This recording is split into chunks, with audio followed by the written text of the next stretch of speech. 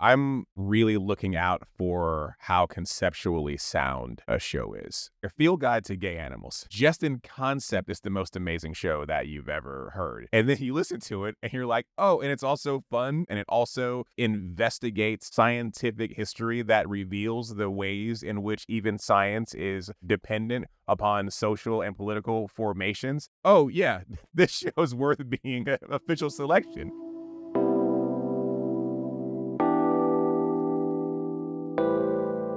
Welcome to Podcast Perspectives, a show about the podcast industry and the people behind it.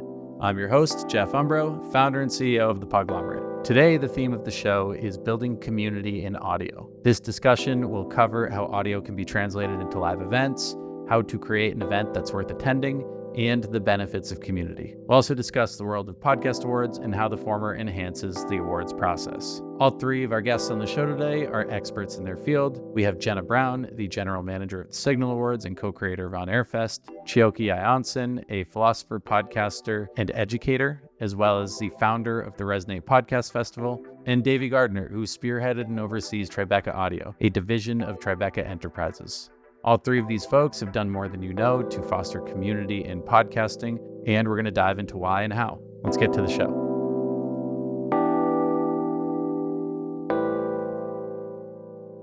I know we have a big panel here today, so I'm just going to point to each of you one at a time and ask you to introduce yourself the way that you would at a party.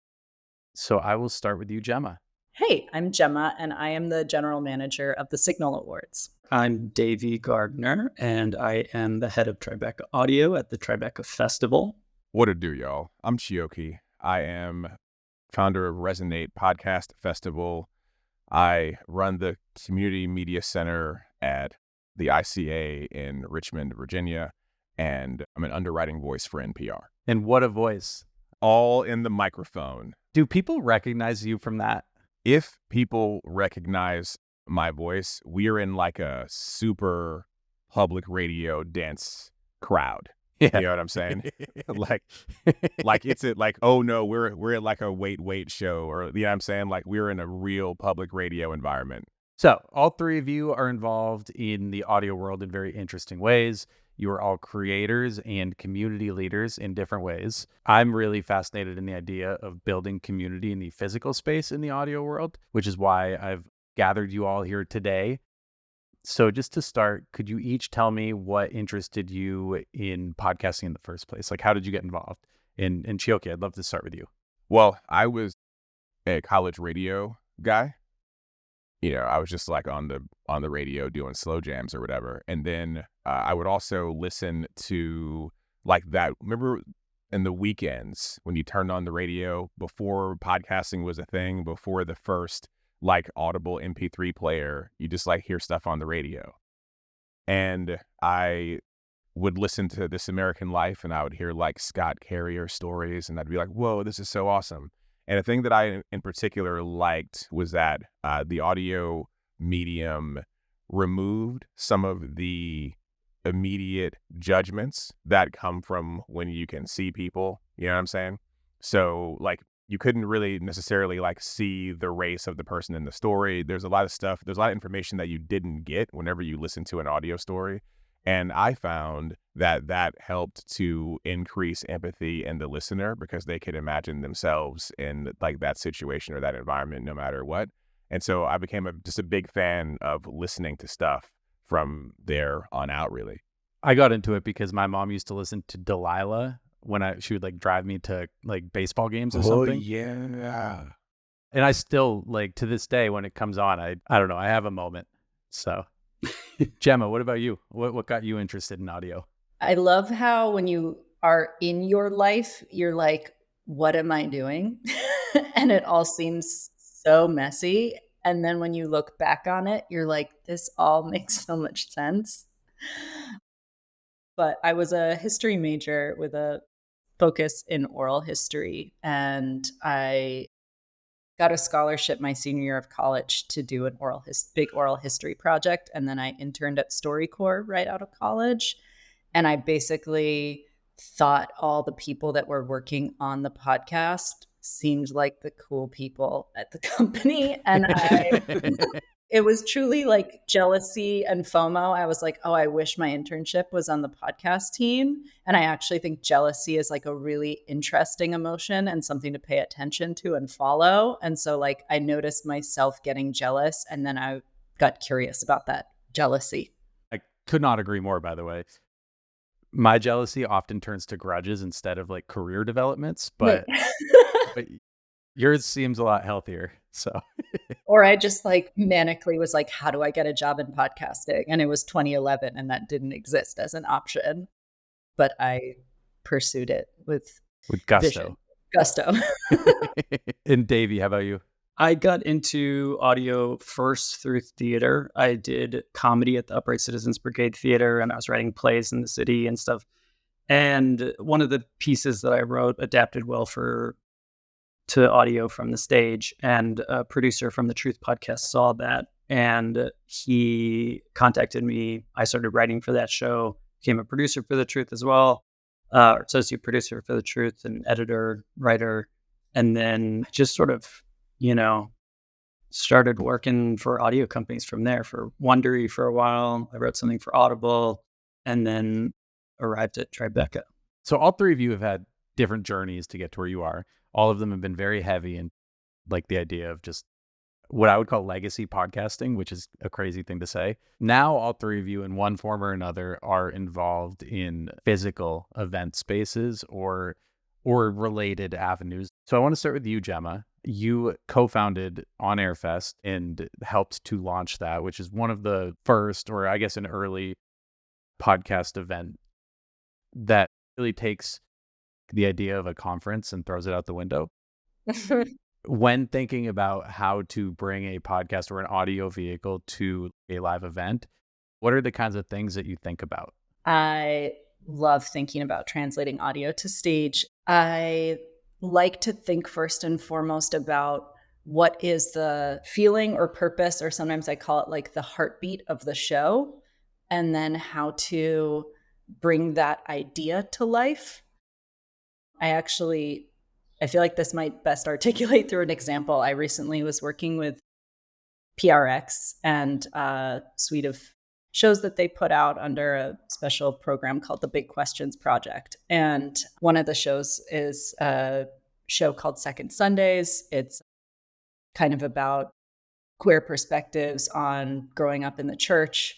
And they wanted to do a live event and came to me with, how do we bring this to life? And they were going to do a kind of panel. And I was like, what if in the course of our conversation, they were all talking about not feeling invited into the churches that they'd grown up in? And I was like, what if we created a sermon instead, the kind of sermon that you would have felt welcome to? So taking the concept of the show itself and then using that to guide the format of the live event is kind of like how I approach all of my programming. Do you have an instance of when that didn't work? People get a lot of times worried about lift, quote unquote, like, oh, this is going to be a big lift for our team. We're up against ABCD deadlines and don't want to do anything complicated. I'd rather just, interviews and panels are popular because they're easy. You just show up and you chat about things that you've already done. So you can exist kind of in like past tense accolades instead of like present tense creation. Usually if people push back and are uncomfortable, I'll be like, open up the idea of like, but we could explore and express your show in a way that you won't have the opportunity to otherwise. And if they still put their hands up, I'm like, all right, cool, let's do a panel. Or the conversation just ends there. Chioke, you are the mastermind behind the Resonate Podcast Festival. The event has been running for 3 years. Last year, it took you 4 months to sell out. This year, it took you 6 hours. As some may say, the hottest ticket in podcasting. Oh, dear. How do you explain the demand? What is generally true is that people want to be together, right? I think that if you've gone to Tribeca or gone to On Air Fest, then you see a scene where everybody is up in there. People took trips. People came to play, to be inspired, and to see people shine. And I think that I'm different from those festivals in that, hey, your boy don't have that much space.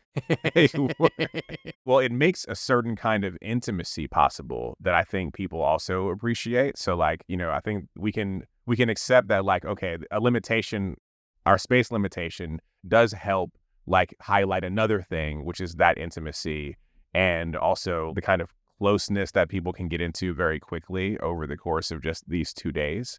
So that's pretty dope. Just to jump in a little bit, Chioke, the space informing the community at Resonate is really interesting. It being located in a school, I feel a sense of open-mindedness when I go to Resonate. That's really interesting. It allows me to actually listen and take in new information. And the format that you have is a lot of sort of, I don't know what you would call it, presentations in a way. And I think it just lends itself to what you're doing curatorially. Yeah, Davey, it's true. I don't like say it out loud a lot, like, in public, but I'm an educator. I was a professor for a bunch of years, and Resonate is actually covertly class. Like, it's a lot of class sessions. It's class and it's recess. So like I got them both. Yeah. But I really care about the education potential of each session. And I really care about the way that recess manifests, like being a thing that brings people together. That's my vibe, like for sure. And also, side note, education is better in a group. Maybe you've taken an online class in your life, and I can tell you it's worse than a brick and mortar class. You know what I mean? So people also learn things better together. They can feel the energy of the room whenever epiphanies are contagious. Everything is better whenever you're in with each other in a class. Hey, and that's why y'all are really going to enjoy Davy's talk this October. I can't wait to hear that. I've been messaging with Chioke on the side because I actually couldn't get a ticket because they sold out so fast. So you probably got a new sponsor because of that. So yeah, that's what I'm saying. Look, we still have a handful of sponsored tickets available for anybody that wants to roll up. Well, not until after I get mine. So just put me down for that before you sell them all out. But in the meantime, like, how do you think about the programming? What are the active decisions that you're making or choices that you're making when it comes to what you do want to present and what you don't want to present? Yeah, so I definitely want to focus on craft. It's not like exclusively so. I do want to have other stuff in there, but I care a lot about giving producers a platform to share their vision for creation and all the technical details of what it takes to do that. So that's, I think, the thing that I'm the most excited about.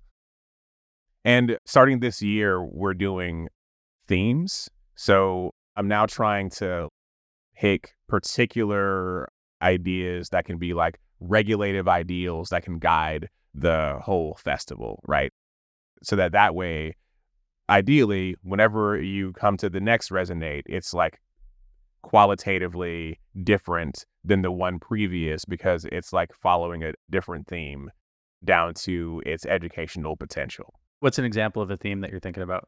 So this year, it's fiction and nonfiction.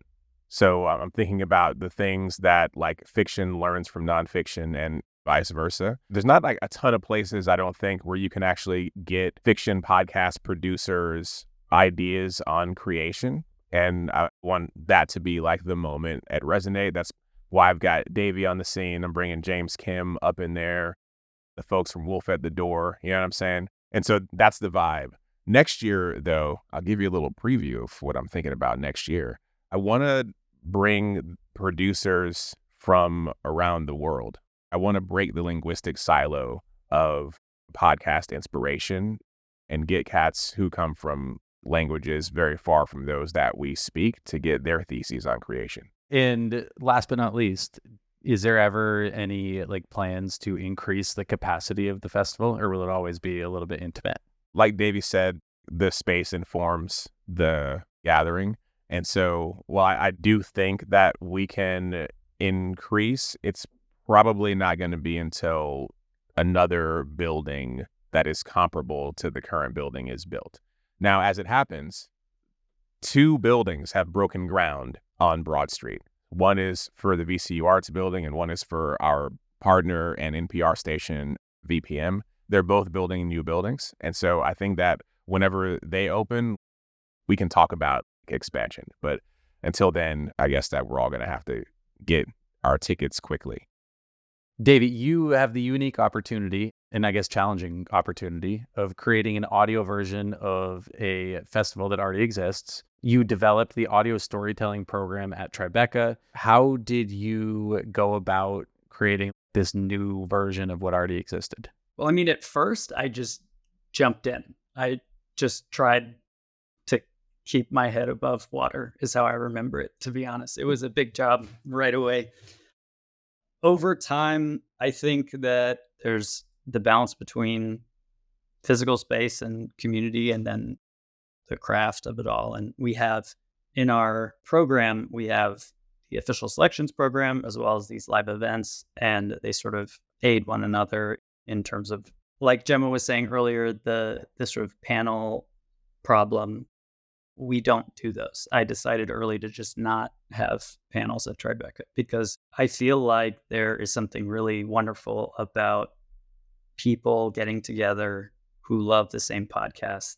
And it's like that feeling of going to a concert where everybody just loves the same thing. So inherently, you're kind of a little bit friends with other strangers. Being able to, have one of those shared experiences and then everyone goes to a bar is going to be more of a meaningful networking event than if we all have our little like, hello, my name is sticker on and are very like forced to talk. You know what I mean? So I think that Tribeca has always been a place to support independent producers. It's always been a place to celebrate great storytellers together and talk about storytelling together. And yeah, I think it was just a matter of, for me, the uphill battle was getting people to see podcasters as belonging on the red carpet, getting to have them reach that level of cultural recognition that television and film have had for so long. And that's really been, I think, an important thing that I've been pushing, to have laurels on podcast artwork, to have that same level of prestige. Yeah. Dave and Jemma, I want to talk about the award aspects of what you do. Can you each give an overview of how the award nominations work? So let's start with you, Jemma. The Signal Awards is in its third year. We're going to be announcing finalists mid-next month, mid-September, and then throwing a big winners party in October. And it's an interesting model, basically. Anyone can submit. There are entry fees, early bird, and then final entry deadline fees. We have a really big and preeminent judging panel that both Chioke and Davy sit on. And all of the work is listened to by these exceptional ears in the audio space and voted on. And basically, the work moves through a cycle where it receives multiple listens from multiple judges. And then the finalists are picked based on a kind of points-based system quota. And then the finalists are then put forward to the public. So you can win bronze, silver, or gold, but then you could also win an additional listener's choice. So the finalists in each category are released to the public for public voting that'll run late September. Davey, that's very different from how Tribeca provides awards, correct? Yes, our program is a festival as opposed to an awards show. The awards are sort of an extra factor involved in it, but I make it pretty clear to all of the official selection teams that they're going from so many submissions down to these 16. And that's really like the laurels are really what they're getting from this. So who the winner is, I mean, we have a jury, and that's really a great way to get more ears on each project. It's more exposure for each and all of these teams. But I was just speaking to a official selection creator team because, throughout the year I work with them to help them get deals and stuff like that for their projects. And they were saying, they were so happy they won, but by the end of it, like if somebody else's name had been read, they would have also just been so happy. Like it just becomes a cohort of people that the strength of all of these groups is that they're supporting one another. And I think that's true overall in audio. I think the best resource anybody has is your peers and other independent producers. So I think a lot of the trick at Tribeca has been bringing in the culture of audio and the sort of like weirdness of audio, the celebration of things that are unconventional of audio into a space that is recognized and not losing that piece of it. I'm pretty pleased with how that piece of it has played out. And yeah, I just would say that the awards are certainly not emphasized. Even on the film side, I don't think people really say I won Tribeca. I think they say I was a Tribeca official selection. I'll add, like, awards have an amazing place in the space. And I think making those awards meaningful and finding ways to recognize accomplishments is vital. But I think Tribeca is more about the discovery part of the process. It's more about launching new work that's never been heard before. And what makes a show like award worthy? I would say that in terms of what makes a show official selection worthy is, for me, a show that's inventive, a show that's doing something fresh, that's doing something that's not the same formulaic approach that many podcasts have taken. If a podcast has no financial reason to exist, then that's already a reason that's worth paying attention to, because somebody made it and it was not driven by profit. So that's interesting from an artistic perspective. So I would say, yeah, things that are inventive to me are worth listening to. I feel like you gave really specific judging rubrics, Davy. And I want to push back. I think you've thought about this a lot and we've talked about it a lot. I kind of want to give you a V2 on that answer, because things that you and I have discussed are really around creative ingenuity. Seems to be like the big marker that you're always listening for. It has to be audio forward and it has to be excellent, but those are sort of baseline.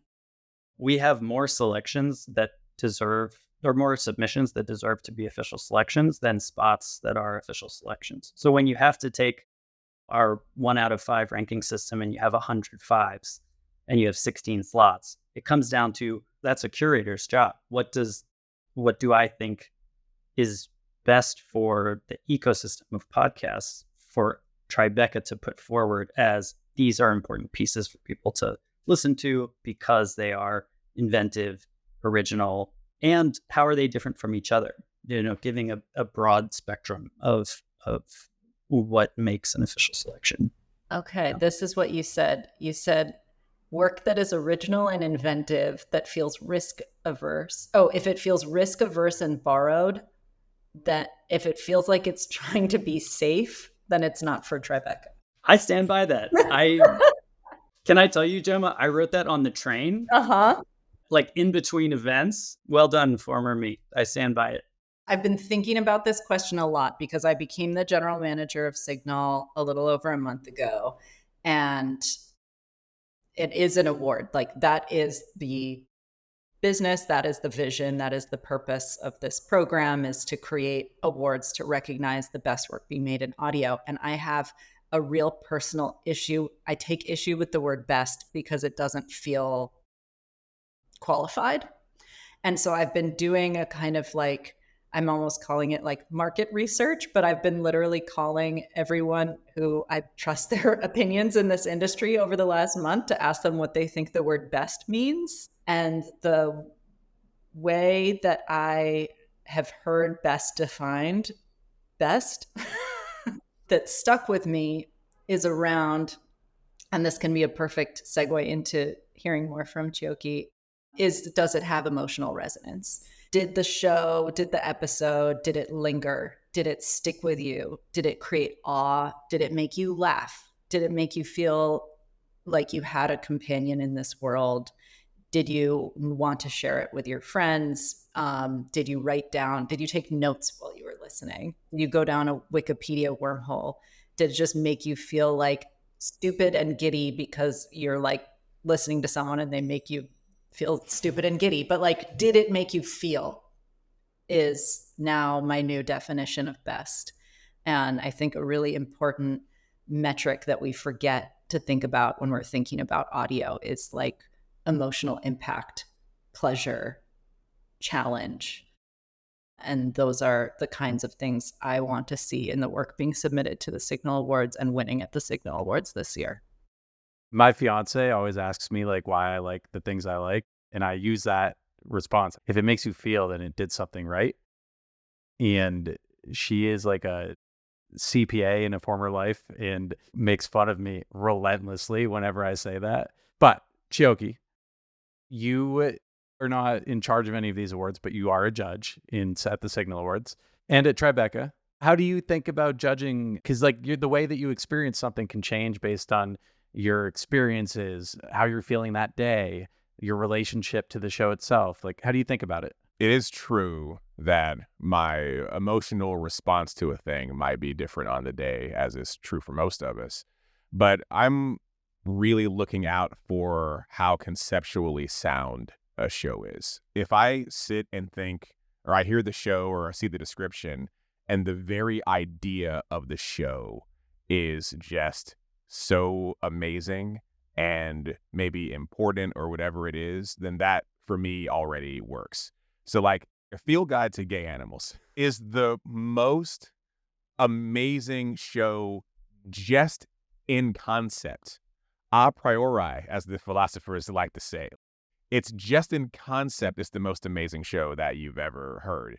And then you listen to it and you're like, oh, and it's also fun. And it's also some very smart people talking about stuff. And it also investigates a scientific history that reveals the ways in which even science is dependent upon social and political formations.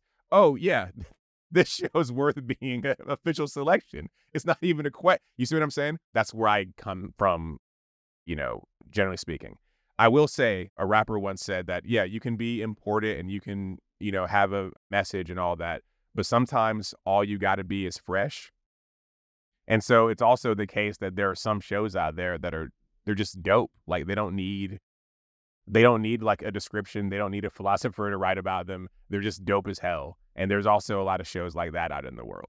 I love everything that you all just said. And you've all clearly put a lot more thought into that than I have personally, because I'm sitting here, I'm like, oh, everybody has these inherent biases when it comes to judging things. But like you guys are really pulling it out and like making a science of it in a lot of ways. And it's also like anything that's picked to get an award, to be an official selection, hell, even to be like a pitch party finalist at Resonate, we're making an argument for the shows. In being picked, we're arguing that the show is important and the award is a recognition, but it's also an argument. It's also a saying, no, you should listen to this. Like this is a direction that sound can go in, I completely agree. And I think that Tribeca's emphasis on premiering podcasts, which is actually pretty unusual, comes from that same sort of thought. We're very proud when something original happens at Tribeca first, and when we can see something, when it's a place for the discovery of something new. So yeah, being fresh is kind of, if there's any hint in a podcast that sounds like another podcast, or you can hear a sort of an insecurity or an unsureness from the creator, then that really means that it's not coming from that full, like deep sort of soul place throughout the whole piece. There's like a piece of it that they weren't positive about. And, we have works in progress. So it's interesting to see works in progress going to that place. A Field Guide for Gay Animals was a work in progress submission. We just knew, though, that everything that they were sending, even if it wasn't polished when they first sent the first piece, it all had that. It's like coming from their gut feeling. This is coming from an important place that needs to get out. So I think that if you can have that throughout the whole length of the piece, that's probably going to be art worth listening to. What you're getting at, Jeff, and why this question feels so ripe is that we're touching on terrain that is largely undefined. It's medium that has barometers for excellence, but they haven't been codified over time the way that you see in other mediums, right? So like I remember talking to Nick Quad like 8 years ago, and he was like, how do you write podcast criticism when there isn't a rubric for criticism? And I think Chioke and Davy and I are kind of like, in effect, trauma bonded / have become good pals because we're faced with this similar question of what is artistry, what is worth, what do you bring to the surface in a medium that is very divergent, very expansive. How do you compare apples to oranges? These are like the questions that we think about and talk about constantly. So you're touching like the raw nerve slash the most, I think, arguably, at least for me, like interesting part of my work. So now you have to make sure that Podcast Perspectives wins like a criticism award at one of your events. So outside of bragging rights, what do these awards give you? How can the creators use them in their day-to-day lives? I think there is so much value to winning an award. I think on the kind of intangible side, just to have a team's work recognized, because there is so much that goes into making these shows. So just having that pure validation, I think, is huge. Your work being literally listened to by these judges and what that can lead to is a big thing. And then even just this idea of like award winning, I've heard from so many different people, past Signal winners, that changed how they were able to talk about their work, how they were able to sell it to potential sponsors, how they were able to sell it to audiences, right? So those are all the kind of like more nebulous but very real effects. And then during the Listener's Choice campaign around the winners event, we have a kind of outsized eyes on Signal, and that people see a boost in listenership, they see their work being shared around. And so it does have kind of tactical resonance on audience numbers. And so those are a bunch of reasons to apply. I think that there is a case to be made that you don't need to submit to awards or to festivals. I think that you can just make something and be happy with what you made.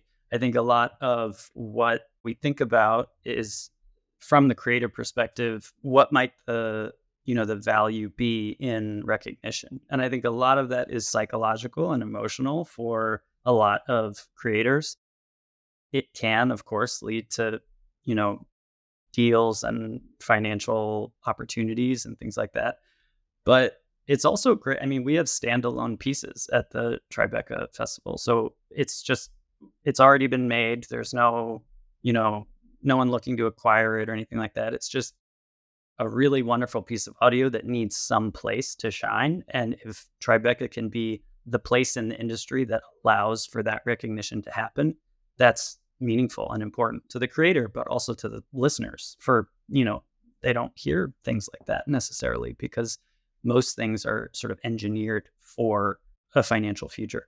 I'm going to ask my final question. I'm going to ask each of you to answer this. How have you seen your particular event foster community amongst podcasters? And I would love to have like specific examples if you have them. A filmmaker came to Resonate last year who's working on a podcast film, and he met a producer who then agreed to work with him to like make all these kind of like changes and adjustment to his film. And then they started recording like new stuff. They recorded stuff. I saw them recording it on Airfest. You know what I'm saying? They're probably going to release this like podcast film that has taken a 180 from where it was even like a year ago. So like I've seen like straight up new collaborations happen coming out of Resonate. And also, side note, I went to On Air and Tribeca this year, and both of those events felt like family reunions. It was just like the elevator opens and you see someone that you haven't seen since the last festival, and everyone hugs and they're all so excited, and then you go out to a bar together. That stuff, which just kind of seems like fun stuff, is actually crucial for the creative impulse, right? In just the same way that getting recognition can help kind of carry someone forward, that family feeling also can help creativity, can foster creativity. Tribeca Audio has been it's so much fun.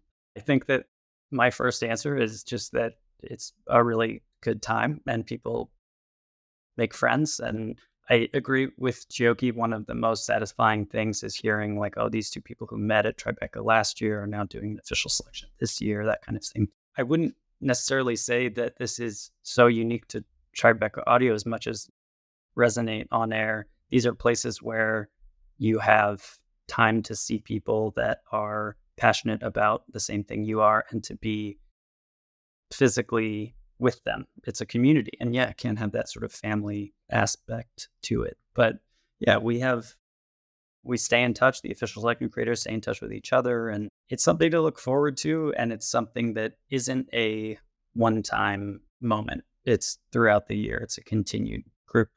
I haven't yet attended a Signal Award, but I heard that last year, I think it was around 60% of the attendees came in from out of town to attend. And so it was a lot of people meeting each other for the first time, which I think is pretty cool. Something I thought a lot about really intentionally when I was building On Air Fest was how to make it feel inclusive. And that word is a word that gets thrown around a lot, but really to make an event where people feel not just invited and welcome, but a sense of belonging is actually a very hard mathematical equation to solve. I really wanted to make On Air Fest feel like an embrace, and that wherever you're at in your audio curiosity to audio full-fledged creative career, you would feel welcomed and belong. And I want to impart that same feeling at the Signal Awards winners party as well, because people can have a lot of imposter syndrome in this industry. It's this funny thing where there's like no obvious path for how to enter, and yet everyone feels like their back door was the wrong back door somehow. And so I want to continue to create events where your back door is like absolutely the like freakiest, best back door possible. All back doors welcome. I love it. I can tell you that at the Signal Awards last year, Yeah, tell me how it was. I actually wasn't there, but I have a photo of a producer, an editor, and a marketer on the Podglomerate staff that at that point in time had never met in person. And it brought me so much joy to see that photo because they're all standing there holding like one of the proxy like statuettes and statuettes and smiling to each other. It was great. Yo, can I say one last thing though? One of the reasons that community is so important is because excellence is contagious. If when I turn around and I look at all the people who were in the crowd at On Air Fest or Tribeca or the Signal Awards, I see people whose show is one of my favorite shows. I see someone who produced or edited or was the host of an episode of a thing that I loved, and it's like almost every face up in the room. And so if you're a person who's interested in getting good at podcasting to the point where you're uncovering the art end of podcasting, the get you in the feels end of podcasting, then these are the kinds of events that you've got to go to. So I will be seeing you cats at Tribeca next year. And at Resonate and On Air and Signal Awards. All of the things. And all three of you have done a lot more than I think you all realize to build the community that we're all so proud of in this industry. So thank you all. And thank you all for joining us on the show today.